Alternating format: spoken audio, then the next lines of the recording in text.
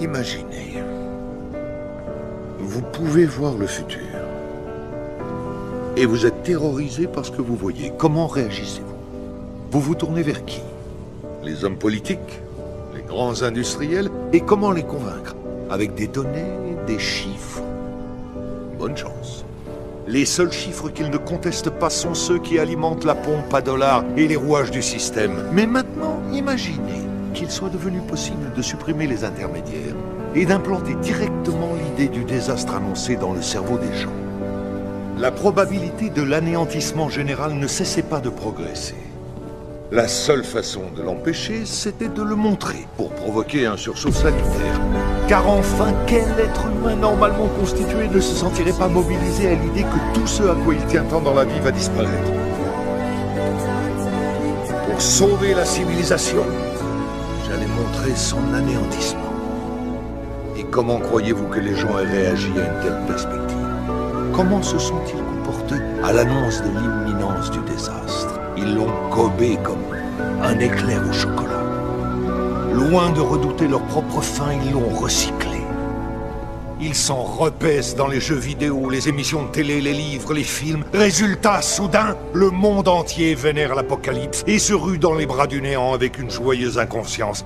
Et pendant ce temps-là, votre terre commence à pourrir sous vos yeux. Et les gens à mourir simultanément, les uns d'obésité, les autres de faim. Si quelqu'un est capable de m'expliquer ça, ça m'intéresse. Les papillons et les abeilles disparaissent, les glaciers fondent, les algues prolifèrent, partout les signaux sont au rouge, le canari meurt au fond de la mine, et malgré cela, personne sur Terre ne réagit. Pourtant, à tout moment, il est possible d'œuvrer pour un avenir meilleur, mais personne ne veut plus y croire. Et comme personne ne veut plus y croire, personne ne fait rien et le cauchemar devient réalité. Alors vous ronchonnez contre cet affreux futur et vous vous installez dans la catastrophe. Et cela pour une seule raison. Parce que ce futur n'exige rien de vous à l'heure qu'il est. Alors oui, nous avons vu l'iceberg. Nous avons alerté le Titanic. Mais vous avez continué à foncer droit dessus à pleine vapeur. Pourquoi? Parce que vous voulez couler. Vous avez baissé les bras.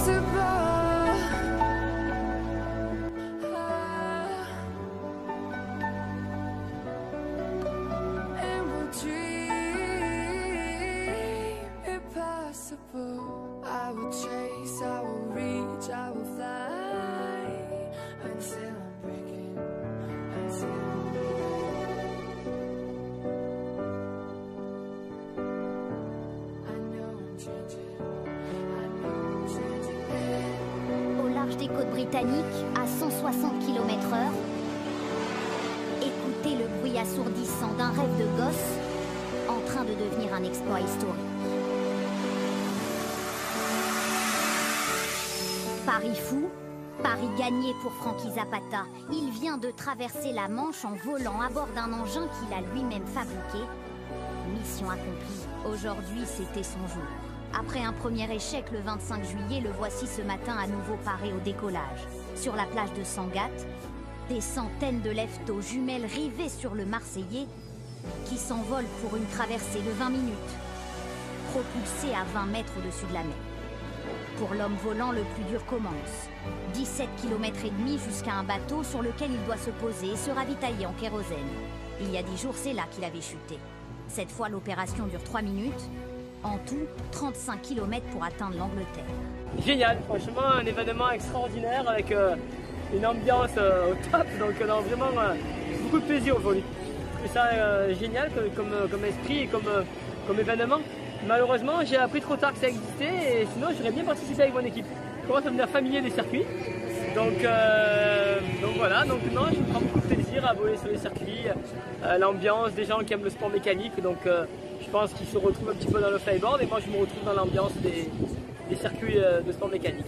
Et ça tombe bien, vous avez en projet de faire une voiture volante, donc là est-ce qu'on pourrait l'avoir en avant-première sur le circuit du Mans? Ah, c'est fort possible, fort possible. Donc, et c'est à quel horizon? Bah écoutez, elle volera pour sûr avant la fin de l'année. Maintenant, est-ce qu'on aura l'occasion de la montrer au public avant la fin de l'année? Ça c'est encore une autre histoire, mais en travaillant dur, ça devrait le faire.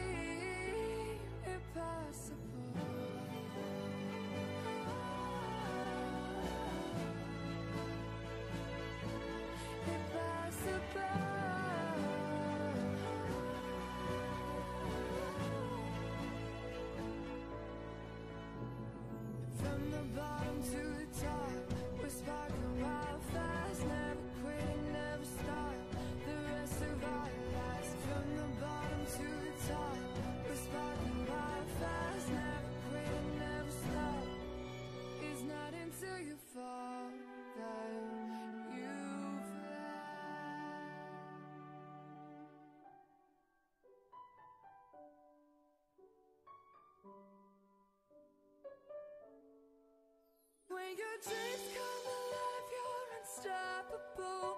Take a shot, chase the sun, find the beautiful. We will go in the dark, turning dust to gold, and we'll dream impossible.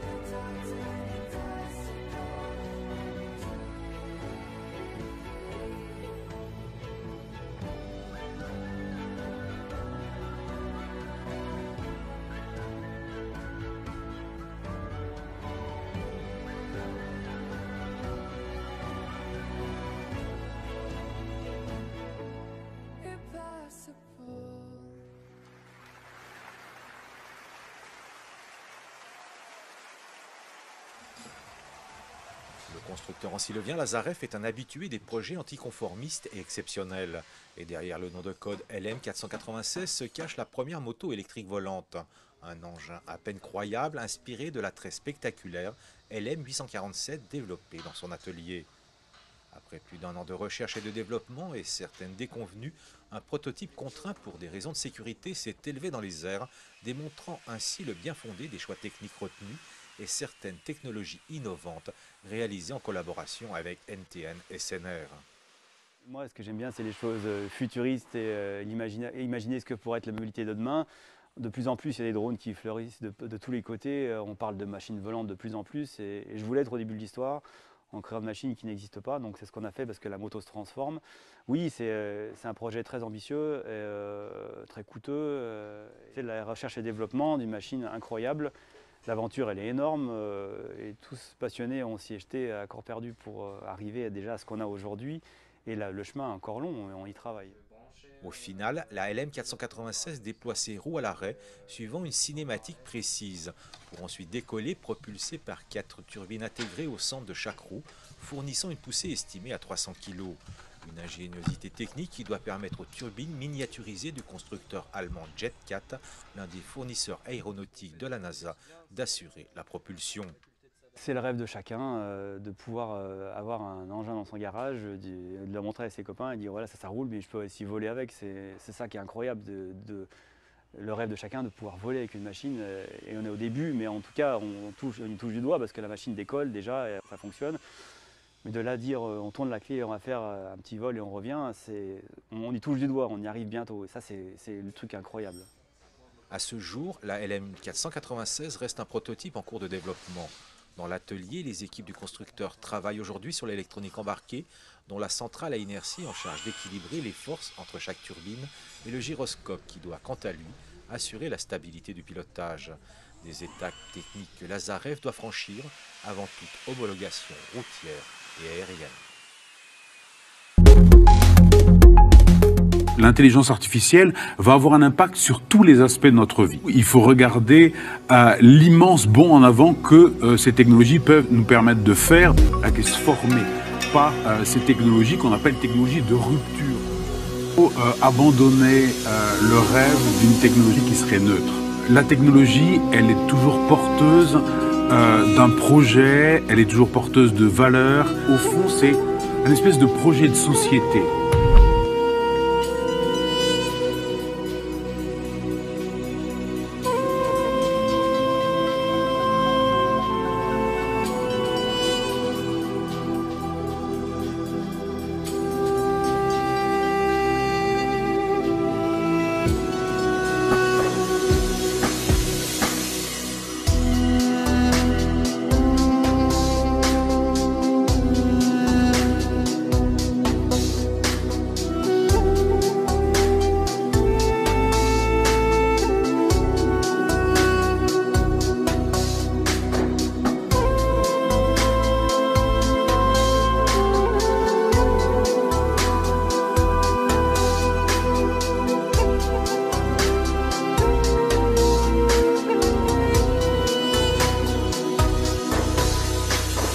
tutto ciò che è tecnicamente possibile o fattibile e perciò stesso eticamente accettabile.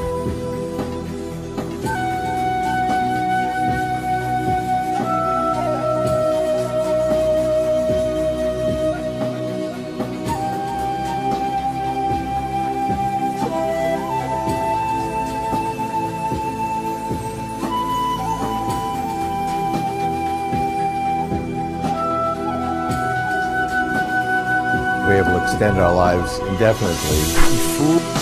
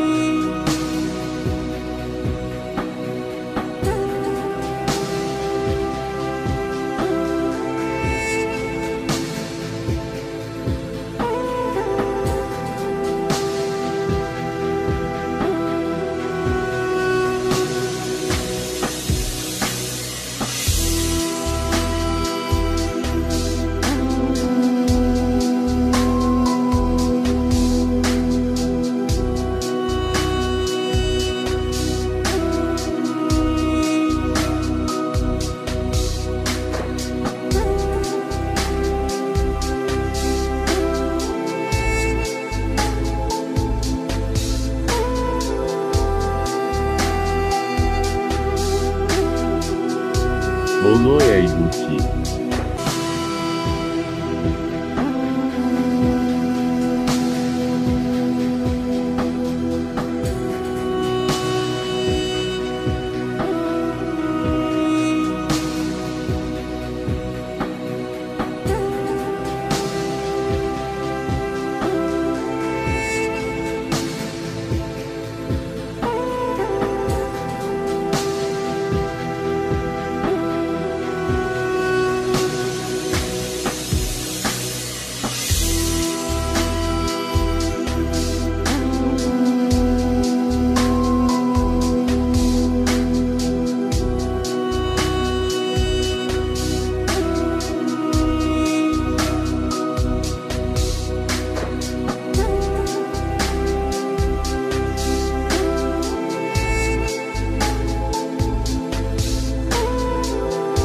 J'ai 10 ans.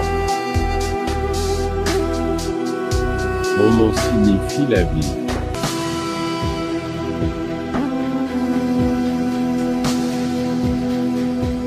Je veux un ami.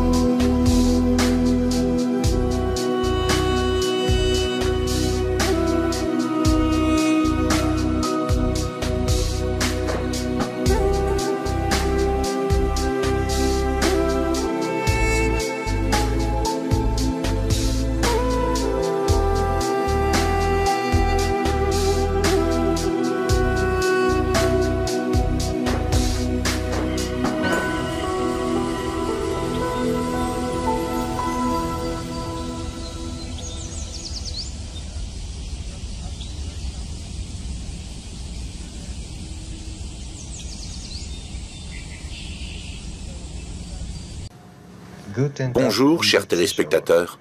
Je suis le professeur Ishiguro. Ce qui me motive le plus, c'est d'approfondir la connaissance de l'humain. Je fabrique des robots, mais en mon fort intérieur, c'est l'humain qui m'intéresse. Je veux savoir comment il fonctionne.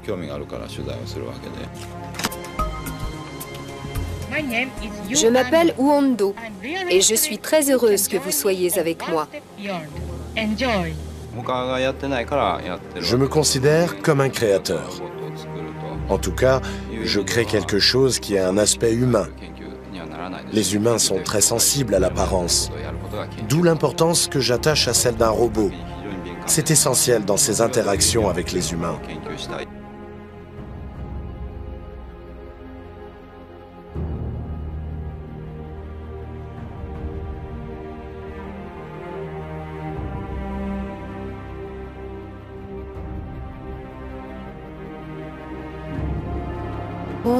Elle me ressemble comme une jumelle. Ce que je préfère, c'est son sourire. Elle peut par exemple partir aux États-Unis à ma place pour voir mes amis. Je peux leur parler comme si je les avais en face de moi, mais en restant chez moi. C'est génial.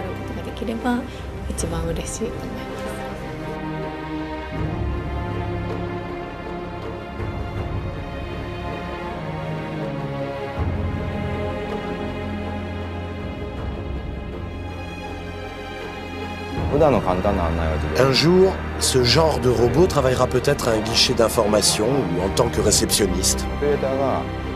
Et si une seule personne peut piloter 10 robots, vous imaginez l'intérêt.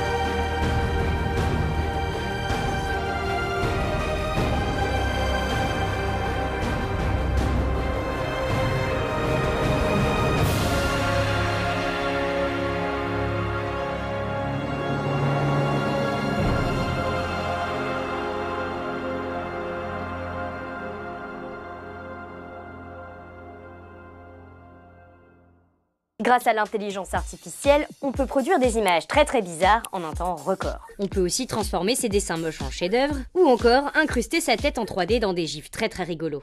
En gros, l'intelligence artificielle, c'est un super logiciel qui a appris à apprendre pour réaliser des tâches complexes à la place des humains. Sauf que pour des centaines de chercheurs dont lui ou elle, il est vraiment urgent de mettre de l'éthique dans tout ça. C'est particulièrement important dans deux situations. Premièrement, quand l'intelligence artificielle raisonne de manière trop simpliste. Imaginons d'abord une voiture autonome qui décrypte et analyse ce qui se déroule sur l'autoroute. Devant elle, une remorque traîne un frigo décoré avec un poster de Nirvana et une carte postale de pingouin. La technologie d'analyse de la voiture va-t-elle voir un pingouin, un bébé nageur, un frigo ou juste une remorque qui traîne des trucs ? La réalité, elle est complexe, pleine d'imprévus, et ça, la machine, elle a encore beaucoup de mal à faire avec. En 2017, une équipe de chercheurs américains a posé sur des panneaux stop ces petits stickers noirs et blancs. Résultat, 84% des voitures autonomes testées ont pris ces stops pour des panneaux 50 km/h. Et un jour, ces voitures devront aussi gérer des piétons imprévisibles, des cyclistes peu identifiables ou des dilemmes moraux épineux. Comme donner un coup de volant et choisir de sacrifier ces piétons plutôt que de tuer les passagers de la voiture en fonçant dans un mur.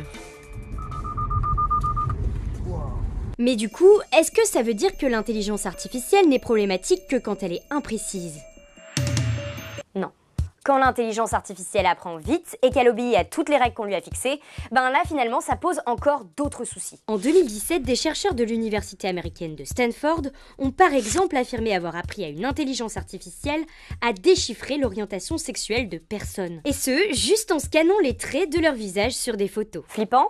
Oui. Du coup, ces deux chercheurs ont subi un énorme bad buzz et ils ont tenté d'éteindre l'incendie en disant que leur étude était une provocation pour montrer que la technologie finalement, elle allait beaucoup trop loin. Autre exemple angoissant.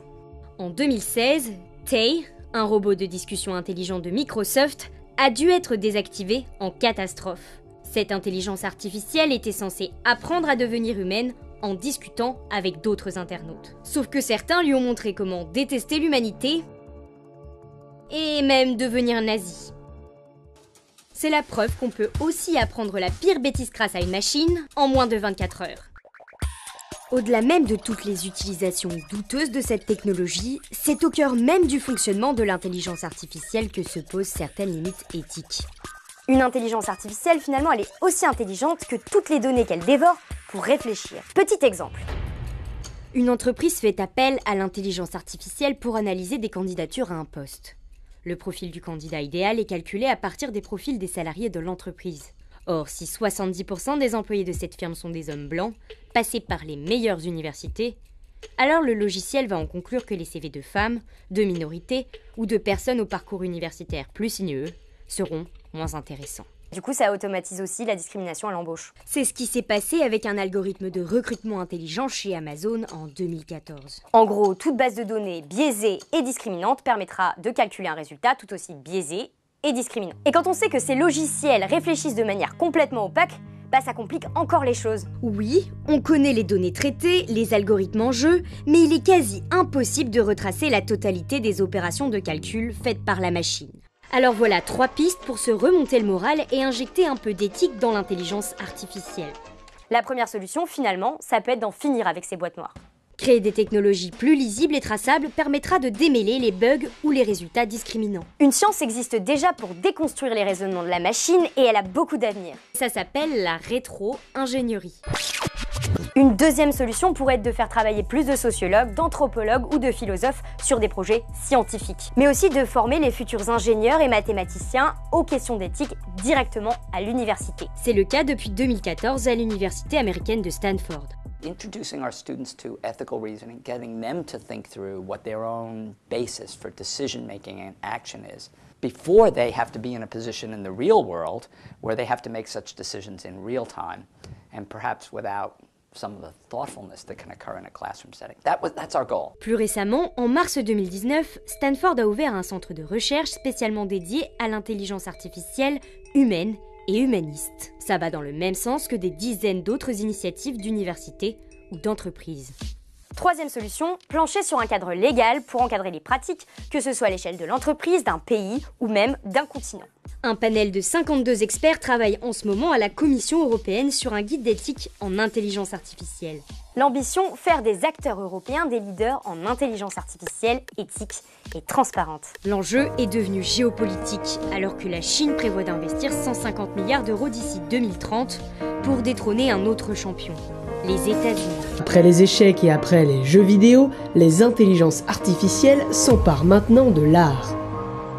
Un marchand d'art, Aidan Meller, a conçu un robot humanoïde à l'image d'une femme qu'il a nommé Aida et qui est capable de dessiner. Mais Aida n'est pas juste une imprimante super développée, puisqu'elle est équipée d'une intelligence artificielle qui lui permet de littéralement créer des œuvres originales. Les algorithmes que nous avons créés sont vraiment créatifs. On ne sait pas ce qu'elle va dessiner avant qu'elle le fasse. En plus, elle est capable de dessiner ce qu'elle voit, comme par exemple un portrait de son concepteur. Pour ce faire, elle utilise ses yeux, qui sont en fait des petites caméras qui enregistrent ce qu'il y a devant elle. Aida envoie ensuite ces informations à un ordinateur chargé de les traduire et de reproduire l'image en dessin à l'aide de son bras mécanique. S'il existait déjà des intelligences artificielles capables de dessiner, Aida est, selon son concepteur, le premier robot humanoïde capable d'une telle prouesse. L'art d'Aida semble même déjà être reconnu puisqu'elle ouvre sa première exposition à Oxford du 12 juin au 6 juillet 2019. L'exposition appelée Unsecured Futures présentera toute l'œuvre d'Aida, de ses dessins à ses peintures, en passant même par ses sculptures. Et à tous ceux qui ont peur de ces intelligences artificielles qui risquent un jour de prendre le pouvoir comme dans Terminator, I'll be back. Aida est là pour vous rassurer. Les nouvelles technologies ont le potentiel pour faire le bien et le mal. C'est une vraie responsabilité d'essayer d'éviter les excès et les utilisations négatives. C'est quelque chose que nous devons tous prendre en compte.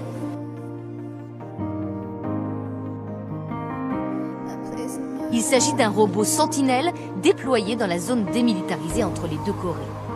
Développé par le sud-coréen Samsung, il est armé d'une mitrailleuse, d'un lance-grenade et peut détecter seul les intrus.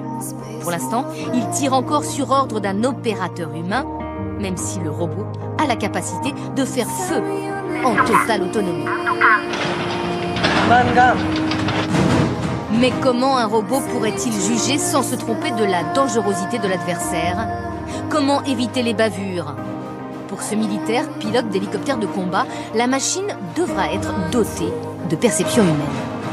Il serait capable de choisir une cible et de décider de l'ouverture du feu éventuellement sur cette cible en toute autonomie, c'est-à-dire sans intervention humaine.